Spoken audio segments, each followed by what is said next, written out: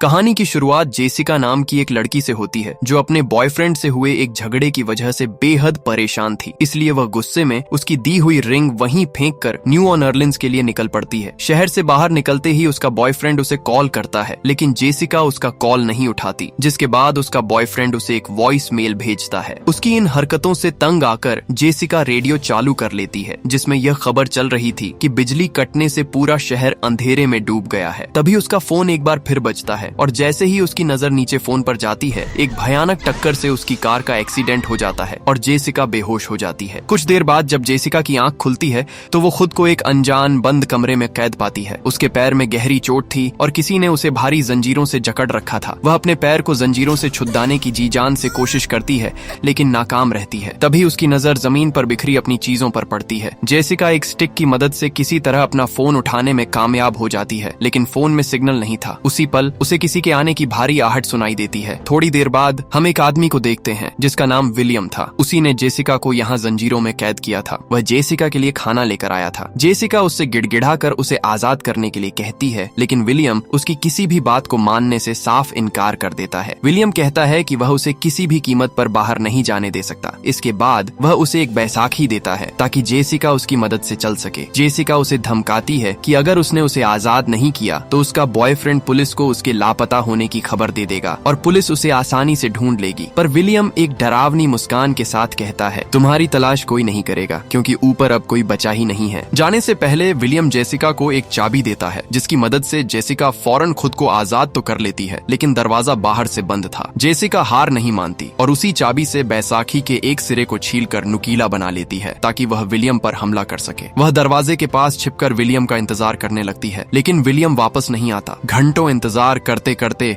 जब जेसिका थक जाती है तो वह एक प्लान बनाती है। वह एक कपड़े में आग लगाकर उसे एयर वेंट में फेंक देती है, जिससे फायर अलार्म बज उठता है। जैसे ही विलियम घबराकर दरवाजा खोलता है, जेसिका उस पर हमला करने की कोशिश करती है, लेकिन विलियम उसे दबोच लेता है और उसे बेहोश करने वाला एक इंजेक्शन लगा देता है। जब जेसिका को दोबारा होश आता है तब वह अपने सामने विलियम को पाती है जो उसे खाना देने आया था। विलियम उससे कहता है कि उसे उसका शुक्रिया अदा करना चाहिए क्योंकि उसने उसकी जान बचाई है। जेसिका फिर से उसे आजाद करने की भीख मांगती है। इस पर विलियम बताता है कि बाहर जाना मौत को दावत देने जैसा है क्योंकि पूरे शहर पर किसी भयानक चीज ने हमला किया है और वो केवल उसके बंकर में ही सुरक्षित है। विलियम के मुताबिक बाहर की हवा में जानलेवा रेडिएशन फैला हुआ है, इसीलिए कुछ सालों तक इसी बंकर में रहना ही समझदारी होगी। विलियम की बातें सुनकर जेसिका के होश उड़ जाते हैं। उसे यकीन नहीं होता और लगता है कि विलियम उससे झूठ बोल रहा है, लेकिन विलियम को पूरा विश्वास था कि बाहर के सभी लोग मारे जा चुके हैं। तभी अचानक बंकर के बाहर से किसी के चिल्लाने की आवाज सुनाई देती है। विलियम फौरन कमरे से बाहर भागता है, लेकिन जाने से पहले वह जेसिका का कमरा बंद कर देता है ताकि वह भाग न सके। कुछ घंटों बाद एक बार फिर बंकर के ऊपर से कुछ आवाजें गूंजती हैं, जिन्हें सुनकर जेसिका चौंक जाती है। उसे ऐसा महसूस होता है जैसे बंकर के ठीक बाहर से कोई कार गुजर रही हो। किस्मत से उस समय उसके कमरे का दरवाजा खुला रह गया था। वह चुपके से कमरे से बाहर निकल जाती है। बंकर में उसे खाने पीने के सामान से भरी हुई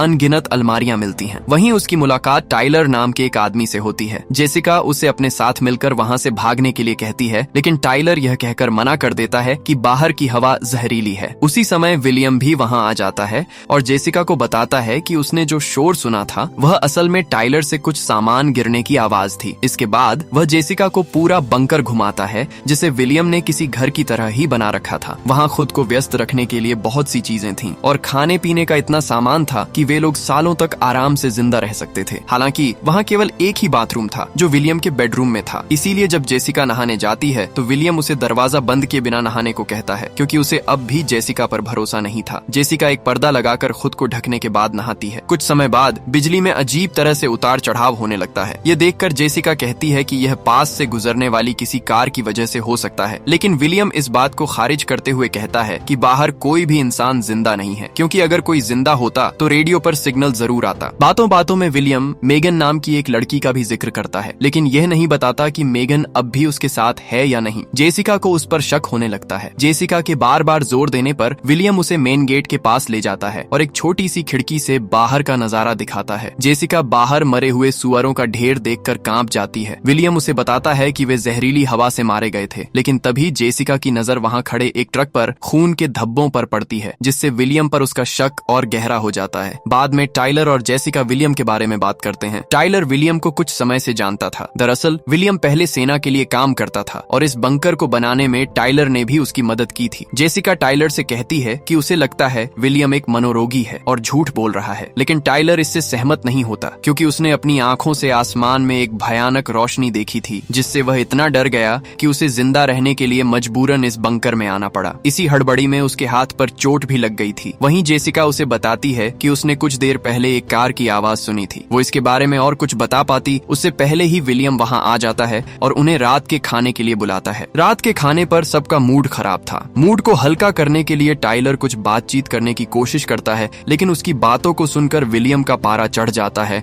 और वह उस पर चिल्लाते हुए चुप रहने को कहता है। यह देखकर जेसिका के दिमाग में एक आइडिया आता है। वह धीरे से टाइलर का हाथ छूते हुए उससे फ्लर्ट करने लगती है। ये देखकर विलियम जलन से जल उठता है और गुस्से में चिल्लाते हुए जेसिका को दीवार पर धक्का दे देता है। जेसिका माफी मांगने का नाटक करती है और बड़ी चालाकी से उसकी बेल्ट से चाबियों का गुच्छा चुरा लेती है। ठीक उसी समय बंकर के ऊपर से एक और कार गुजरने की तेज आवाज आती है। इससे विलियम का ध्यान भटक जाता है और जेसिका इस मौके का फायदा उठाकर उस पर बोतल से वार करती है और वहां से भाग जाती है। वह मेन गेट तक पहुंचती है और तुरंत ही पहले दरवाजे को खोलने में सफल हो जाती है, लेकिन जब वह दूसरा दरवाजा खोलने की कोशिश करती है तो वह उससे नहीं खुलता। इसी दौरान बाहर एक कार रुकती है और जैसे ही जेसिका उसे देखती है वह मदद के लिए चीखने चिल्लाने लगती है। कार से एक औरत बाहर आती है जो बंकर के अंदर आने की भीख मांग रही थी, लेकिन जब जेसिका उस औरत के चेहरे को देखती है तो उसकी चीख निकल जाती है क्योंकि औरत का चेहरा किसी भयानक वजह से पूरी तरह जल गया था। जेसिका को यकीन हो जाता है कि विलियम उससे झूठ नहीं बोल रहा था। आखिर में हार मानकर जेसिका कांपते हुए वापस अंदर चली जाती है। बाद में बातचीत के दौरान विलियम उसे बताता है कि उसी की वजह से जेसिका की कार का एक्सीडेंट हुआ था, लेकिन उसने यह जानबूझकर नहीं किया था। जब ऊपर अचानक हमला हुआ तब वह घबरा गया था और अपने बंकर तक पहुंचने के लिए बहुत तेज कार चला रहा था, जिसकी वजह से उसकी कार जेसिका की कार से टकरा गई थी। इसके बाद विलियम जेसिका को पहनने के लिए मेगन के कुछ पुराने कपड़े देता है। जब जेसिका विलियम के घाव पर टांके लगा रही होती है तो वे दोनों एक दूसरे से काफी बातें करते हैं। विलियम जेसिका को मेगन के बारे में बताते हुए कहता है कि मेगन उसकी बेटी थी, लेकिन उसकी पत्नी उसे शिकागो लेकर चली गई। फिर विलियम जेसिका को अपनी बेटी की फोटो भी दिखाता है। अब तीनों एक परिवार की तरह साथ रहना शुरू कर देते हैं। वे एक साथ खाना बनाते, खेल खेलते और अपनी जिंदगी के बारे में एक दूसरे को बताते। एक दिन जेसिका ने मैगजीन पर डूडल बनाते हुए बताया कि वो एक फैशन डिजाइनर हुआ करती थी और फिर वह अपनी पुरानी यादों में खो जाती है। एक दिन अचानक पूरा बंकर बुरी तरह हिलने लगता है। उन्हें पता चलता है कि ऊपर से हेलीकॉप्टर गुजर रहे हैं। विलियम को लगता है कि दुश्मन इस इलाके में जिंदा बचे लोगों की तलाश कर रहे हैं, इसलिए वह बताता है कि वे अमेरिकी हेलीकॉप्टर नहीं हैं। इसी दौरान अचानक अलार्म बजने लगता है क्योंकि बंकर का एयर फिल्ट्रेशन सिस्टम खराब हो गया था। वेंट के छोटे होने की वजह से जेसिका को सिस्टम को रिस्टार्ट करने के लिए उसके अंदर भेजा जाता है। जगह बहुत तंग होने की वजह से उसे काफी मुश्किल होती है, लेकिन आखिरकार जेसिका मैकेनिकल रूम में पहुंच जाती है और विलियम के निर्देशों का पालन करते हुए एयर फिल्ट्रेशन सिस्टम को ठीक करने में कामयाब हो जाती है। उसी समय जेसिका की नजर एक सीढ़ी पर पड़ती है जो एक अंधेरी छत की ओर जा रही थी। वह सीढ़ी की मदद से ऊपर चढ़ने लगती है। वहाँ एक खिड़की पर खून से हेल्प लिखा हुआ था। ये देखकर जेसिका के रोंगटे खड़े हो जाते हैं। जब वह नीचे उतरती है तो उसे खून से सने हुए ईयररिंग मिलते हैं। जेसिका टाइलर को मेगन की फोटो के साथ वे ईयररिंग दिखाती है जो फोटो वाले ईयररिंग से हूबहू मैच हो रहे थे, लेकिन टाइलर कहता है कि इस फोटो वाली लड़की का नाम मैडलीन है जो उसकी बहन के साथ हाई स्कूल में पढ़ती थी और 2 साल पहले रहस्यमयी तरीके से गायब हो गई थी। अब जेसिका जब उसे अंदर से खरोंच कर लिखे गए हेल्प शब्द के बारे में बताती है तभी विलियम की किताब से एक और फोटो गिरती है जिसमें वह और मैडलीन एक साथ थे। यह देखकर दोनों के पैरों तले जमीन खिसक जाती है। फोटो में मैडलीन ने वही शर्ट पहनी हुई थी जो जेसिका ने इस वक्त पहनी हुई है, जिसका मतलब था कि विलियम ने उसे बेरहमी से मार डाला था। टाइलर और जेसिका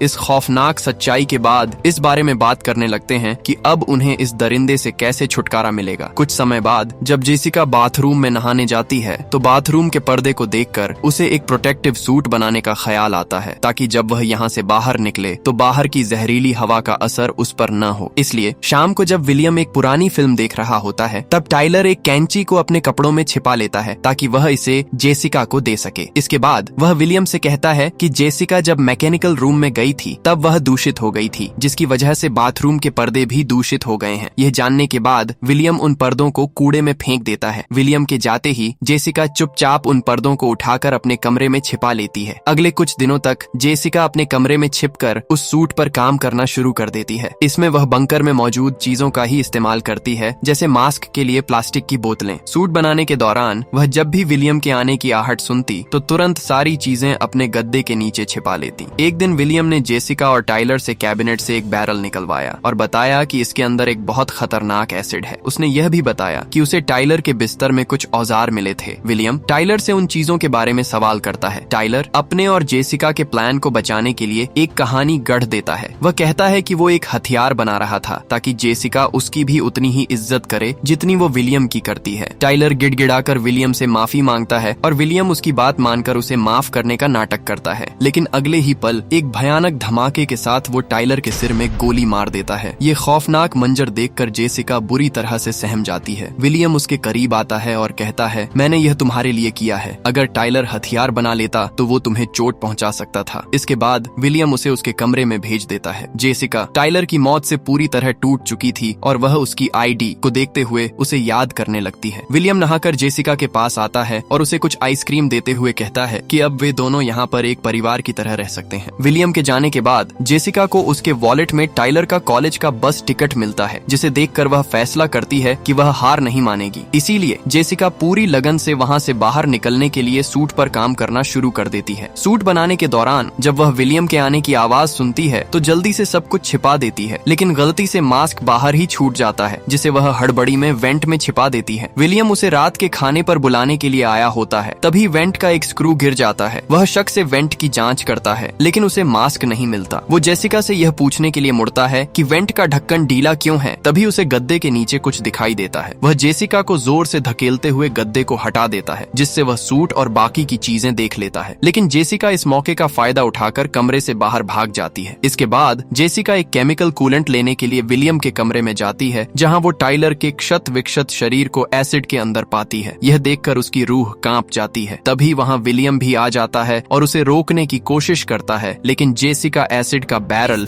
उसकी ओर गिरा देती है। जैसे ही खौलता हुआ एसिड फर्श पर फैलने लगता है, जेसिका दरवाजे से कूदकर कमरे से बाहर निकल जाती है। जल्द ही एसिड के कारण वहाँ भीषण आग लग जाती है। दूसरी ओर जेसिका अपने कमरे से सूट हासिल कर लेती है। विलियम उसके पीछे जाने की कोशिश करता है तो जेसिका उसके ऊपर एक भारी शेल्फ गिरा देती है, लेकिन उसकी किस्मत खराब थी क्योंकि आग मेन गेट तक फैल चुकी थी। अब जेसिका के पास पतले वेंट के रास्ते से आगे बढ़ने के अलावा कोई चारा नहीं था। उधर विलियम जेसिका को मारने के लिए वेंट पर चाकू से लगातार वार करने लगता है, लेकिन वो हर बार बच जाती है। इसके बाद विलियम उसका पैर पकड़कर खींच लेता है, लेकिन जेसिका तब तक उस पर अपने पैरों से वार करती रहती है जब तक कि वो उसे छोड़ नहीं देता। काफी खूनी संघर्ष के बाद आखिर वह दूसरे कमरे में पहुंच जाती है। वहां पहुंचकर जेसिका फौरन सूट पहन लेती है और सूट के फटे हुए हिस्से पर टेप लगा देती है। फिर वह सीढ़ी से ऊपर चढ़ती है और ताला तोड़ने के लिए कूलेंट का इस्तेमाल करती है। कई कोशिशों के बाद ताला तोड़कर वह बंकर से बाहर आने में कामयाब हो जाती है। बाहर उसे विलियम का ट्रक दिखाई देता है। विलियम के ट्रक की ओर भागने से पहले जेसिका सहम कर ध्यान से चारों ओर देखती है। जैसे ही वो लड़खड़ाकर आगे बढ़ती है, गलती से उसका सूट फट जाता है, जिसे वो टेप से सील कर देती है। उसी वक्त उसे एक शोर सुनाई देता है और जब वह ऊपर देखती है तो उसे कुछ पक्षी उड़ते हुए दिखाई देते हैं, जिसका मतलब था कि यहाँ की हवा साफ है। वह अपना मास्क हटाती है और सुरक्षित होने की खुशी में गहरी सांस लेती है। तभी आसमान में एक और भयानक आवाज गूंजती है और जेसिका को दूर से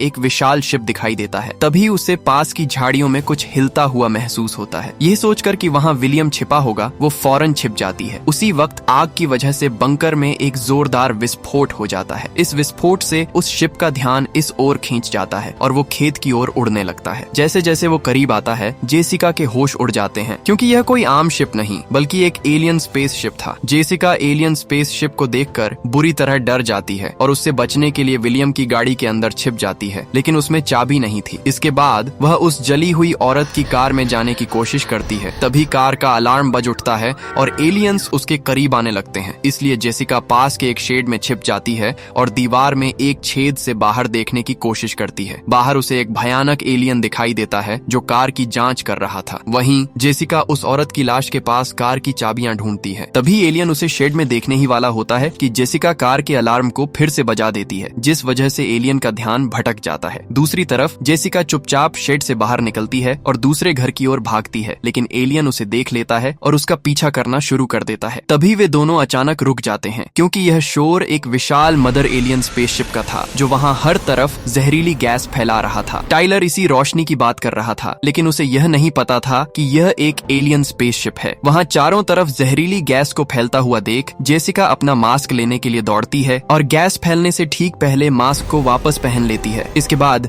जेसिका ट्रक में छिप जाती है, तभी एलियन दरवाजा बंद कर देता है। जेसिका आगे कुछ सोच पाती उससे पहले ही अचानक स्पेसशिप कार को ऊपर की ओर खींचने लगता है। जेसिका को ट्रक में एक लाइटर और एक शराब की बोतल मिलती है, जिसकी मदद से वो तुरंत एक बम बना लेती है। जैसे ही कार स्पेसशिप के काफी करीब पहुंचती है, वह उस स्पेसशिप पर बम फेंक देती है, जिससे स्पेसशिप के अंदर एक बड़ा विस्फोट हो जाता है। इस वजह से जेसिका की कार नीचे जमीन पर आ गिरती है। इतने ऊपर से गिरने के बाद भी कार की वजह से जेसिका की जान बच जाती है। वहीं स्पेसशिप मैदान के बीच में क्रैश हो जाता है। इसके बाद जेसिका उस औरत की कार में बैठकर वहां से निकल जाती है। भागते समय उसकी कार एक मेल बॉक्स से टकराती है, जिस पर डन क्लोवरफील्ड लेन लिखा हुआ था। कुछ समय बाद कार के रेडियो पर जिंदा बचे लोगों के बारे में एक संदेश आता है कि जो भी बचे हैं वे बैटन रूज में मिलें, जहां बाकी के सर्वाइवर्स भी इकट्ठा हो रहे हैं। संदेश में एक दूसरे ग्रुप के बारे में भी बताया जाता है जो ह्यूस्टन में एलियंस से बहादुरी से लड़ रहे थे। जेसिका सुरक्षित बैटन रूज जाने के बजाय एलियंस से लड़ने के लिए ह्यूस्टन जाने का फैसला करती है